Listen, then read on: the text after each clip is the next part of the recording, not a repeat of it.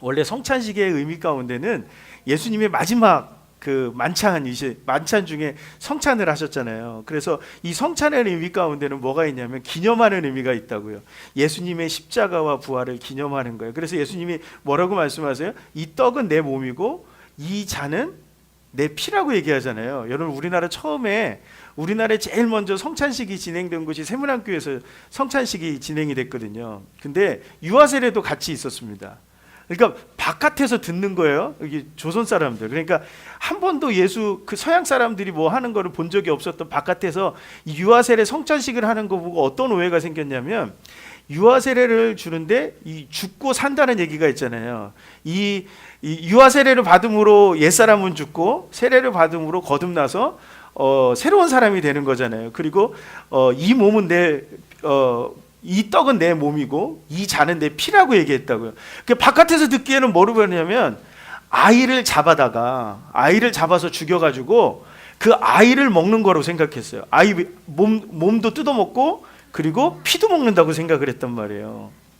여러분들, 그게 아니죠. 어떤 거죠? 내가 이 떡을 대신, 예수님의 십자가를 의미하는 이 떡을 대신 먹음으로 말미암아, 떡과 잔을 마심으로 말미암아 내가 다시 어디로 돌아가는 거예요? 십자가로 돌아가는 거예요. 그리고 어디로 다시 돌아가요? 부활의 사건으로 돌아가는 거예요. 그러니까 이 떡과 잔을 나눈 사람들은 결국 어떤 사람들이에요? 예수님의 십자가와 부활을 경험한 사람들이 된다라는 것이죠. 그래서 성만찬을 하는 건데요. 이게 고린도전서 11장에 보면 바울이 이 성만찬에 대해서 지금 길게 이야기를 합니다. 그 이유가 있어요. 왜 그러냐면 이 고린도 교회는 4분오열 되어져 있었거든요. 교회가 4파로 나눠져 있었어요.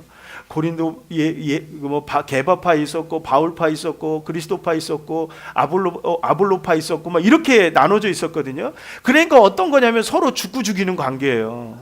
4파로 나눠지는데 어느 정도 싸움이냐면, 여러분들 가족끼리 남매 간에 싸울 때 서로 얼굴도 안 쳐다보잖아요. 막 죽고 죽이잖아요. 우리 애들도 싸우는 거 보니까 죽고 죽여요. 이거는 막 뭔가가 해야 뭔가 결단이 나는 그런 싸움인 것처럼 그런 싸움이에요. 그러니까 너무너무 보기 싫은 얼굴들. 그런데 뭐를 해야 되냐면 그때는 매주마다 성찬을 해야 됐다고요. 이 바울이 뭐라고 얘기하냐면 11장에서 성만찬이 너희들만의 성찬을 한다라고 얘기를 했어요. 성찬의 의미를 너희들이 잊어버렸다라고 얘기하는 거예요. 성찬의 의미를 잃어버린 거, 그게 무슨 얘기예요? 이 고린도 교회 안에도 어떤 사람들이, 가난한 자들이 있고 부유한 자들이 있고, 그리고 서로 간에 생각이 다른 사람들이 있음에도 불구하고 성찬을 나눈단 말이에요. 성찬을 나누는 이유는 뭐예요? 다름에도 불구하고 우리가 하나라는 것을 의미하는 거예요. 그러니까 교회는 반드시 뭐가 필요해요? 성찬의 의식을 통해서 하나를 이루어야 돼요. 그러니까 내가 부자든 가난한 사람이든 그것이 중요한 게 아니라는 거예요. 예수님의 십자가와 부활에 참여하는 사람은 예수 그리스도 안에서 하나가 되는 거예요. 그러니까 교회 안에는 뭐가 없어요? 빈부격차가 없는 거예요. 교회 안에 모여서 인종의 격차가 없는 거예요. 남자 여자가 없는 거예요. 떡과 잔을 나누는, 예수님의 십자가와 부활에 참여하는 모든 사람들은 예수 그리스도 안에서 하나가 된다라는 것을 의미하셨다라고 하는 거죠. 그리스도 안에서 형제요 자매가 된다라고 하는 것은 교회를 들어오기 전까지 내가 가지고 있었던 모든 걸 내려놔야 가능해요. 내가 부자라고 하는 것도, 가난한 사람이라고 하는 것도 내려놔야 가능하다라는 거죠. 고린도 교회는 이게 안 됐어요. 성찬을 나누는데 에휴 저놈은 원수야, 그 마음이 그대로 있었단 말이에요. 내려놓지 못하니까 성찬을 아무리 해도 하나가 되지 못하는 거예요. 성찬을 한다는 것 자체가 뭐예요? 내 생각을 내려놓는 것이고, 내가 가지고 있는 이념을 내려놓는 것이고, 내가 가지고 있는 고정관념을 내려놓는 거예요. 그래서 세상에 가지고 있었던 모든 것을 내려놓고 오직 누구에게로? 예수님께로. 예수님 안에서 우리가 한 형제여 자매가 되었음을 이야기하는 거예요. 그래서 내려놓음이라고 하는 것이 있습니다. 그리고 내려놓는데 왜 내려놔요? 하나가 되기 위해서 내려놓는 거예요. 주님의 떡과 잔을 받는다는 것 자체가 누구와 하나가 되는 거냐면 예수님과 하나가 되는 거예요. 예수님과 하나가 되는 거예요. 내가 오늘 떡과 잔을 마심으로 십자가의 그 예수님과 함께 가는 거예요. 그 부활의 예수님과 함께 내가 하나가 되는 거예요. 그래서 어떻게 돼요? 십자가의 못을 박는 거예요. 내 자신도. 그래서 여러분들 예배 시작할 때 참회의 기도를 하는 거예요. 그게 십자가의 자리로 내가 나가는 거거든요. 그리고 어디로 가요? 부활의 자리로 나가는 거예요. 떡과 잔을 마심으로 말미암아 내가 어떻게 됐어요? 거룩한 백성이 되었음을 확인하는 거예요. 죄가 없어서가 아니라 예수 그리스도 때문에 내가 거룩한 백성이 되었다라고 확신하게 되는 거예요. 그리고 또 누구와 하나가 돼요? 여기 앉아있는 우리 형제와 자매가 하나가 되는 거예요. 형제와 자매라고 하는 것은 어떤 의미가 있어요? 예수 그리스도 안에서 하나가 되었다라는 거예요. 내가 당신들을 내 친형제요 자매처럼, 근데 문제는 이제 친형제요 자매가 원수가 되는 게 문제죠. 예수 그리스도 안에서 우리가 그만큼 가까운 관계로 하나가 되었음을 의미하는 거예요.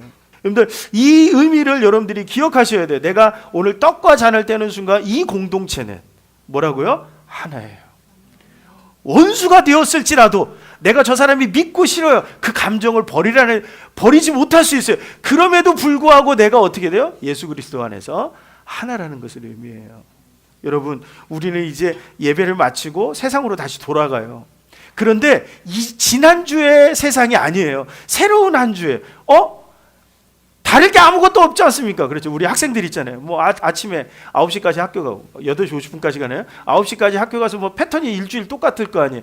그런데 여러분, 예배가 끝나고 시작되어는 한 주간은 새로운 역사의 시작이에요. 하나님이 새로운 한 주를 우리에게 다시 허락해 주신 거예요. 지난 한 주에 어떤 일이 있었는지가 우리에게 중요하지 않아요. 어떤 게 중요해요? 새롭게 되어지는 한 주간의 모습이 우리에겐 중요하다고요. 하나님이 그 시간을 우리에게 주셨어요. 삶의 자리도 주셨어요. 일할 수 있는 공간도 주셨고, 공부할 수 있는 공간도 주셨고, 새로운 공간을 주셨어요. 그런데 어떻게 가라고요? 하나님과 함께 가라는 거예요. 예수 그리스도와 함께 한 주를 새롭게 시작하라고요. 근데 내가 힘없고 연약하고 지쳐요. 그럴 때 뭐 하라고요? 연합된 자들과 함께 하라고요. 내 삶의 자리에서 내가 하나님의 사람으로 새로운 역사를 시작해 나가라고 하는 것이 성찬의 의미예요. 뭐가 있어요? 부활의 의미가 있기 때문에 그렇습니다. 부활은 거듭난 사람으로 새롭게 내가 사는 거예요. 그러니까 매 주일마다 우리는 거듭남을 경험하게 되는 것이죠. 성찬의 의미를 여러분들 기억하셔서 그렇게 오늘 이 성찬의 예식에 여러분들이 참여하시기를 소망합니다. 내가 그리스도 안에서 그리스도와 하나가 되고 오늘 이 자리에 모인 형제자매들과 하나가 되어지는 이 거룩한 예식이 여러분들에게 성령의 임재 가운데 은혜로운 예식이 되기를 주님의 이름으로 간절히 축원합니다.